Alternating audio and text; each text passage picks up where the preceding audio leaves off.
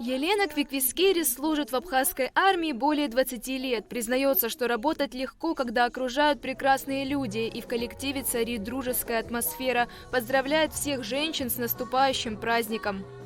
В преддверии наступающего праздника хочется поздравить всех женщин, матерей, дочерей с женским днем 8 марта. Хочется пожелать всем счастья, женского счастья, здоровья, добра и благополучия.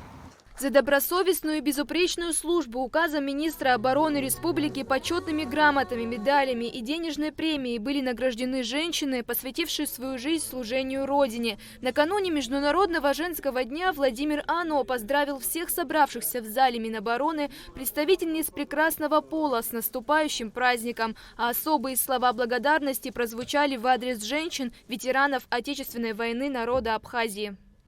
Самоотверженности и таланту женщин во многом обязана наша Родина своим достижениям и победам. Нет такой области экономики, науки, культуры и общественной деятельности, в котором бы не внесли свою лепту.